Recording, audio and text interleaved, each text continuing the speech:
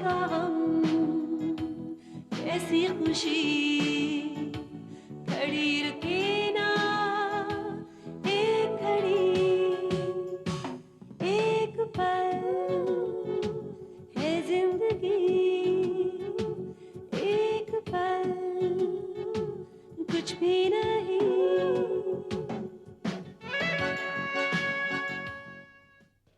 बड़ा वाला तेरे को अपनी मम्मी से, और तेरा ये अभागा बाप दिन रात इस सड़े से पेट्रोल पंप में मेहनत करके तेरे को पालने की कोशिश करता है, वो कुछ नहीं। हमारी जैसी नौकरानियां तो यहाँ आती जाती रहती हैं, लेकिन हम ठहरे यहाँ के परमानेंट ड्राइवर। कोई किसी से प्यार करे और उसे खुद इस बात का पता ना हो, नहीं नहीं। और वैसे ऋषभ बहुत स्मार्ट और इंटेलिजेंट है। केशव ने मेरी तारीफ कभी नहीं की। उसको तो हमेशा मुझसे शिकायत ही रहती थी। उसको मुझ में कभी कोई खूबी नजर नहीं आई। शायद दोष मेरा ही था। अरे अपने लिए कोई और ढूंढ लो, कोई ऐसा जो तुमसे बेइंतहा मोहब्बत करे, जो तुम्हारी इज्जत करे। मैं तो सिर्फ तुम्हारे साथ खुश रह सकती हूँ ऋषभ। वसीयत हो या ना हो, इससे मुझे कोई फर्क नहीं पड़ता, क्योंकि जो कुछ भी मेरा है वो मुझसे कोई नहीं छीन सकता। अपने हक के लिए मैं आखिरी दम तक लड़ूंगा। केशव तुम्हें प्यार जरूर करता था, लेकिन पत्नी तो नहीं बना सका ना।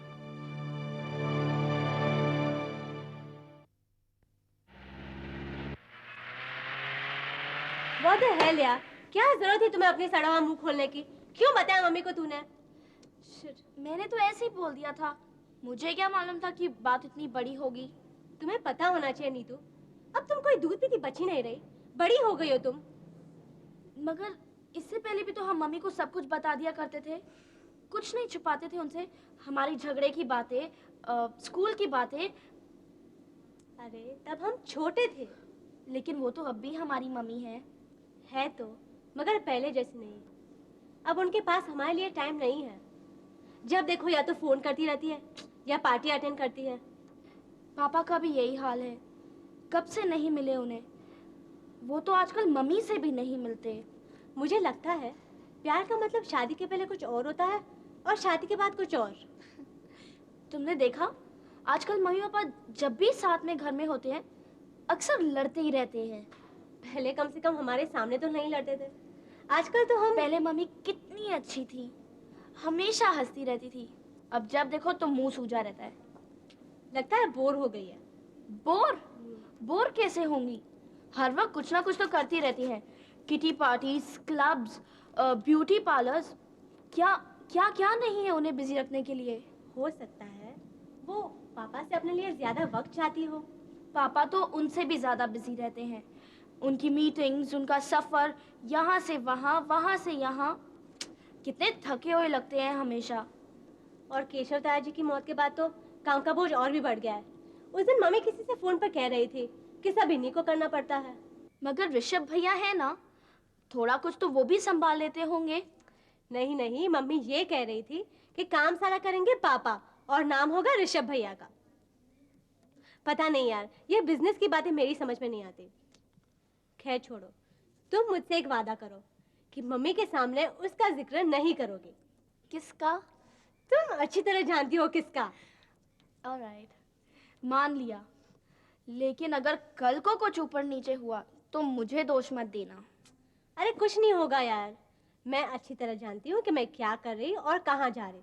मुझ पे भरोसा रख।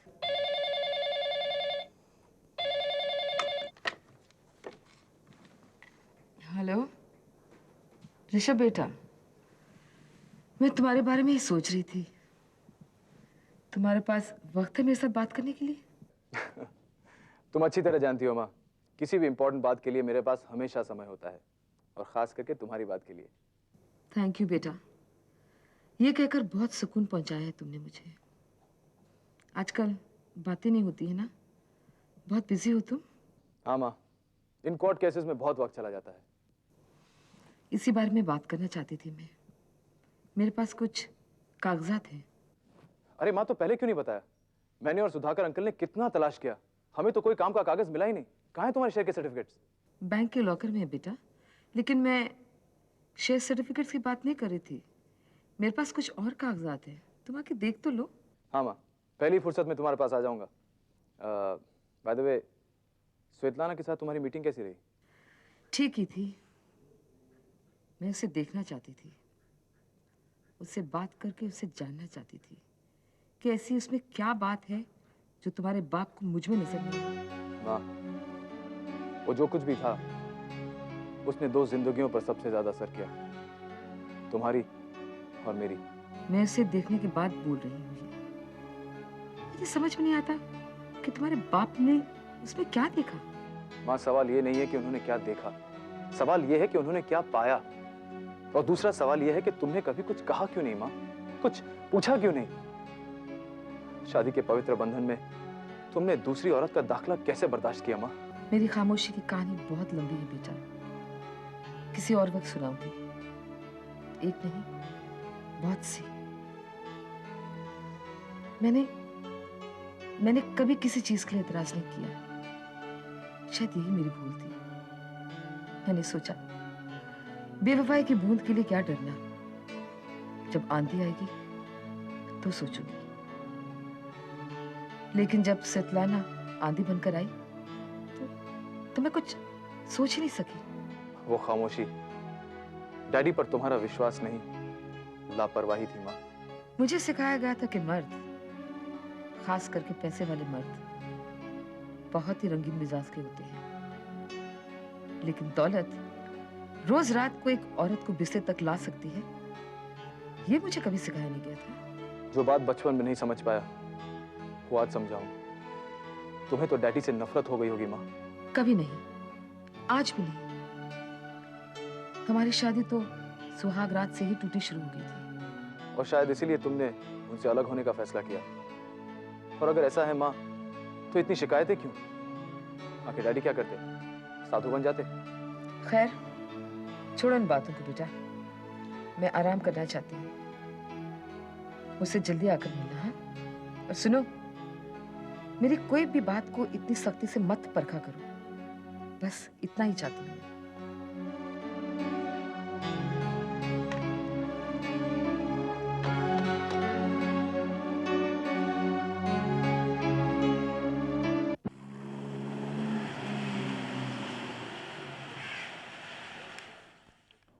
आइए मिस सिंह, स्वेतलाना अपने बच्चों के साथ है, 2 मिनट में आती है। आइए। आप मुझे देविका बुला सकती हैं। मैं केशव के साथ काम करती थी। यस, उसकी सेक्रेटरी थी। बैठिए। जी जी नहीं, बल्कि कुछ और।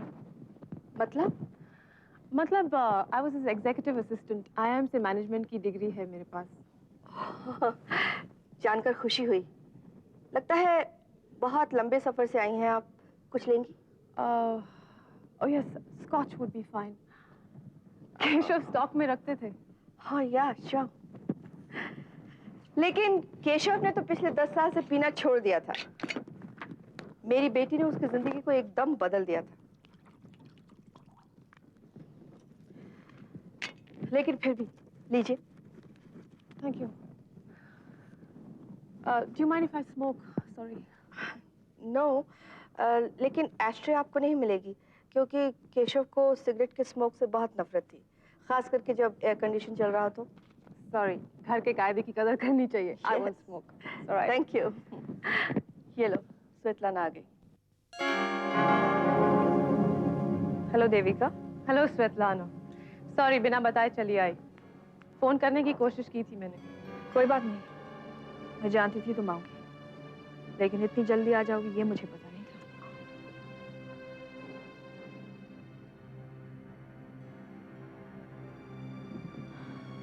वेल, सब कुछ वैसे का वैसा ही है, कुछ खास बदला नहीं है। सिर्फ पर्दे और अपहोल्स्ट्री। 10 साल बहुत लंबा अरसा होता है देविका, और वैसे भी मुझे पतले पर्दे पसंद नहीं, इसलिए पहले वाले मैंने हटा दिए। Pity, those were my selection. My favorite colors, purple and gold. मेरी पसंद ज्यादा सादा और सोबर। मेरा मतलब है भड़कीली नहीं है। जाहिर है, पहले इस घर से मेरी शख्सियत झलकती थी, अब तुम्हारी। जायज़ है। तुम क्या चाहती हो वो मैं नहीं जानती, लेकिन मेरी मेहमान नवाजी को मेरी कमजोरी मत समझो और कोई ऐसी बात मत कह देना जिससे बाद में पछताना पड़े। है आज फर्क ये है तुम में और मुझ में कि मैं जो कुछ भी हूँ अपने बलबूते पे हूँ। छोटी छोटी नौकरियाँ की and got myself a damn good education. इसी बात का केशव को मुझ पे नाज था। Self made woman, no godfather, nothing. तुम यहाँ लौट क्यों आई? यहाँ से क्या चाहिए तुम्हें? हे वो चीख, मैं यहाँ पैदा हुई थी, यहाँ पली भी थी, यहाँ क्यों ना लौट के आऊँ? बाय द वे मेरा पासपोर्ट अभी तक इंडियन है। वेस्टर्न चीज़ें जो मुझे पसंद है, that's English underwear, French perfumes and American बourbon, दैट्स राइट। बहुत बकवास सुन ली। अब या तो मतलब की बात करो या तो यहाँ से निकल जाओ। मतलब की बात क्या होती है स्वेतलाना? बॉम्बे मुझे पसंद है इसलिए मैं यहाँ आ गई। ये घर मुझे पसंद है इसलिए मैं यहाँ आ गई। That's all. अब तुम जाओ देविका, वरना मैं दरबान को बुलाऊंगी और वो तुम्हें उठाकर बाहर फेंक देगा। वो सब करने की जरूरत नहीं है, मैं तुम्हें सिर्फ मिलना चाहती थी। मैं Get out of my house, Deepika. By the way, Keshav used to say one thing. Svetlana has the sexiest temper I've ever seen in a woman. And he was right, you know. Get out of my house and get out of my life. जाओ। Mummy बहुत तेज है। तुम्हें क्या लगता है सब जानती है? हमारी मम्मी कुछ ज्यादा ही शक्की है। हमारे लेटर्स पढ़ती है, हमारी फोन पर बातें सुनती है। लेकिन मैं मम्मी से भी तेज हूँ। मेरा राज राज ही है। मम्मी को उसकी बू तक नहीं लगने दी मैंने। बड़े वहम में रहती हो तुम दीदी। इस गलतफहमी में मत रहना। जिस दिन मम्मी को जरा सी हिंट हो गई ना, इस घर में बम फट जाएगा, बम। इतना भी क्या डरती है यार? मुझे देख, मैं कितनी खुश हूँ, हर वक्त प्यार के नशे में रहती हूँ। लेकिन तू ये सब नहीं समझेगी, तू अभी बच्ची है। क्यों नहीं समझूंगी? सिर्फ कुछ महीनों का फर्क है। कुछ नहीं, पूरे 18 महीने। यू नो, कभी कभी तो मुझे लगता है कि हम दोनों के बीच जनरेशन गैप है। अब तुम बात मत बदलो दीदी। मुझे साफ साफ बताओ, क्या तुम इस आदमी के बारे में सीरियस हो? इस आदमी क्यों कहती हो? उसका कोई नाम भी है और वो तुम अच्छी तरह जानती हो। मुझे तो उसका नाम लेते हुए भी डर लगता है। अगर मम्मी को पता चला, यू नेवर नो, यहाँ कहीं माइक लगा हुआ हो। हाँ हाँ, हो सकता है। मत ले तू उसका नाम। प्यार अगर करना ही था तो तुमने एक शादीशुदा आदमी से क्यों किया? अरे मैंने कोई जानबूझकर किया है? बस हो गया। तो जब हो रहा था तो रोक देती। प्यार कोई खेल नहीं है बच्चों कि इंसान अपने आप को रोक सके। ये सब डायलॉग मत सुनाओ मुझे दीदी। प्यार भी किया तो ऐसे आदमी से जो पॉलिटिक्स में है। पता है ऐसे लोग कितने खतरनाक होते हैं? मेरा ही होगा, छोड़ ना छोड़। स्टूपिड। हेलो हेलो हेलो, मैं बोल रहा हूँ। मेरी आवाज सुनाई दे रही है ना? हाँ हाँ, कौन बोल रहा है? रितु, मैं बोल रहा हूँ, Hiten. Hi Hiten. Hi. So sorry. कुछ गड़बड़ है? नहीं नहीं, कोई गड़बड़ नहीं। ये मेरी छोटी बहन है ना, बिल्कुल स्टूपिड है, बच्ची है। हाँ, अब गई वो कमरे से, अब नहीं है। अच्छा सुनो मेरी बात गौर से। हाँ। मेरी कल 2-3 मीटिंग है, मगर तुमसे भी मिलना जरूरी है। ऐसा करो, कल तुम 6 बजे क्लब पहुंचो। लेकिन हितेन, कल 6 बजे तो मुझे मम्मी के साथ शॉपिंग जाना है। डियर, मम्मी को मारो गोली। पहले मुझसे वादा किया है वो निभाना सीखो, समझी? लेकिन किसी ने हमें देख लिया तो? क्लब में मम्मी डैडी को सब जानते हैं। ये मेरा नहीं, तुम्हारा प्रॉब्लम है डियर। इस प्रॉब्लम को हल करना तुम्हारा फर्ज है। मैं तो सिर्फ इतना चाहता हूँ कि कल शाम को हम दोनों का साथ में होना जरूरी है। बाय। फंस गई यार। अब ये शॉपिंग के चक्कर से कैसे निकलूं? और शॉपिंग हो भी रही थी मेरे लिए। मुझे कुछ बैग्स और शूज खरीदने थे। तुम कहो तो मैं चली जाती हूँ। कहाँ? शॉपिंग या क्लब? ऑब्वियसली शॉपिंग पर। वैसे अगर तुम इंसिस्ट करो तो मैं club. Shut up Neetu, please कुछ करना। तुम मम्मी से कहना कि तुम्हें बहुत सारी चीजें आज ही खरीदे। कुछ भी कहना, कुछ भी करना। Just keep mom away from me. Mummy को मुझसे दूर रखना। ठीक है, पटा लूंगी। लेकिन तुम्हें मालूम है कि मैं कोई काम फ्री में नहीं करती। बोल, क्या चाहिए तुझे? तुम्हारा पिंक दुपट्टा। ठीक है बाबा, ले लेना। स्वेतलाना, क्या चाहिए था उसे? क्यों आई थी वो यहाँ?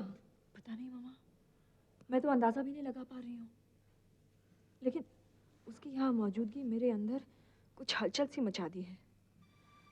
कोई कारण नहीं है उसे डरने का, फिर भी डर रही हूँ मैं। लेकिन तुमने उससे पूछा कि एक्सीडेंट के वक्त वो केशव के साथ क्या कर रही थी? नहीं, वो बात को टाल गई। तो क्या केशव तुम्हें बता के गया था कि वो उससे मिलने जा रहा है? नहीं, उसने भी मुझे कुछ नहीं बताया था। तो फिर? ये बात भी परेशानी का कारण है माँ। केशव कभी मुझसे कुछ नहीं छुपाता था। उसके मेरे बीच कोई बात राज नहीं थी। तो फिर उसने इसके बारे में मुझे क्यों नहीं बताया? हो सकता है कि वो तुम्हें दुख नहीं देना चाहता हो। इसका मतलब तो ये हुआ कि उसने मुझसे सच को छुपाया और आप उसकी इस हरकत को जायज साबित करने की कोशिश कर रही हैं। स्वेतलाना, मैं कुछ भी जायज साबित करने की कोशिश नहीं कर रही हूँ। मैं तो मामले को समझने की कोशिश कर रही हूँ बेटे। इसका मतलब ये हुआ कि इन दोनों का रिश्ता पूरी तरह टूटा नहीं था। नहीं, हरगिज नहीं। केशव और मैं एक दूसरे से इस तरह जुड़े हुए थे कि अगर कोई बीच में आ जाता तो फौरन पता चल जाता। तो फिर ये महज इत्तेफाक होगा कि उस वक्त वो शहर में होगी। नहीं मम्मी, ये मानने वाली बात नहीं है। ऐसी मुलाकातें इत्तेफाक नहीं होती, प्लान करके होती है। और फिर मिलान एक इतनी बड़ी जगह है, उसमें ऐसा होना नामुमकिन है। केशव ने तुम्हें अपने पुराने अफेयर्स के बारे में बताया? हाँ, सब कुछ बताया था। उसके और मेरे बीच एक बात तय थी कि हम एक दूसरे से कुछ नहीं छुपाएंगे, न पास्ट के बारे में न प्रेजेंट के बारे में। इसलिए मैं कह रही हूँ कि जो भी उन दोनों के बीच था वो खत्म हो गया था। केशव ने उसकी असलियत जान ली थी। उसे मालूम था कि एक ऐसी औरत है जो दौलत के लिए कुछ भी कर सकती है। फिर तो बात साफ जाहिर है, केशव ने उसे कुछ रुपए देने के लिए उसे वहां बुलाया हो। नहीं मम्मी, ये तुम्हारा सोचना सही नहीं हो सकता है। केशव कभी किसी के पैसे बाकी नहीं रखता था। 10 रुपए जैसी छोटी सी रकम भी नहीं। तो फिर देविका के पैसे बाकी कैसे हो सकते थे? स्वेतलाना, हो सकता है केशव देविका की खामोशी खरीदना चाहता हो। लेकिन क्या केशव की ऐसी कौन सी बात उसे मालूम हो सकती है जिसे राज रखने के लिए वो उसे रिश्वत दे? वही तो पता करना है। खैर, अभी तुम आराम करो, कल तुम्हारी बहुत इंपॉर्टेंट मीटिंग है। अरे हाँ, अच्छा हुआ तुमने मुझे याद दिलाया। ठीक है, मैं सोने चलती हूँ। Good night.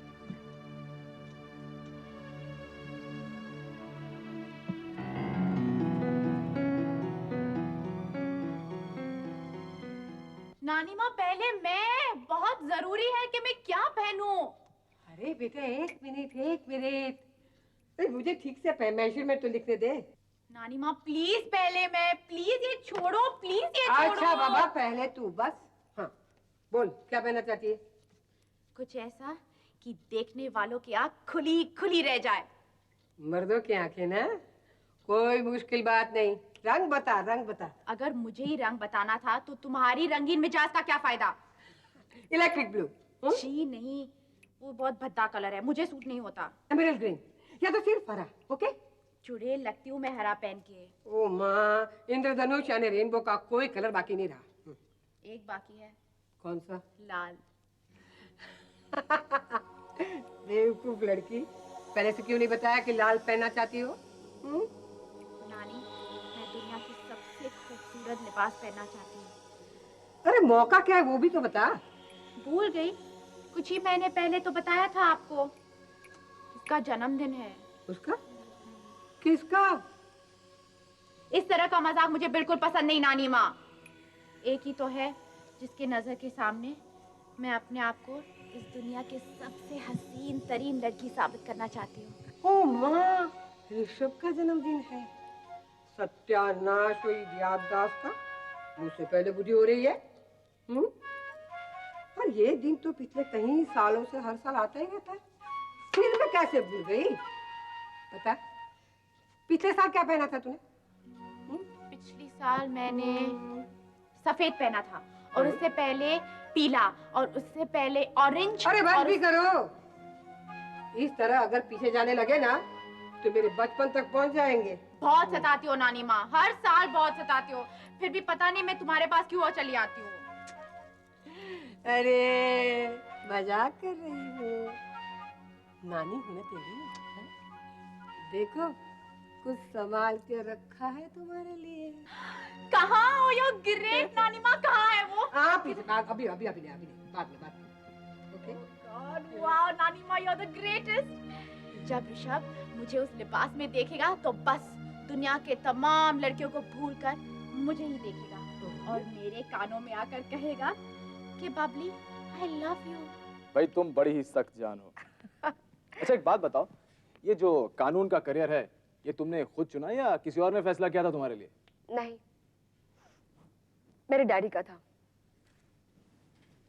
5 साल पहले उनका देहांत हो गया। ओह, आई एम सॉरी। वे भी एक माने हुए वकील थे, उसूलों वाले, सिद्धांतों वाले। बदकिस्मती ने, इसी ईमानदारी ने उनकी जान ले ली। ईमानदारी ने? क्या हुआ था उन्हें? नहीं, अगर तकलीफ होगी तो मत बताना।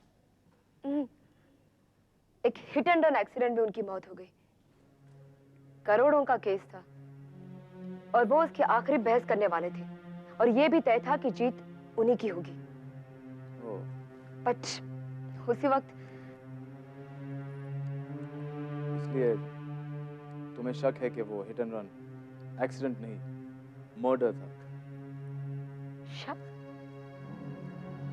शक नहीं ऋषभ, यकीन। मुझे यकीन है कि वो मर्डर ही था।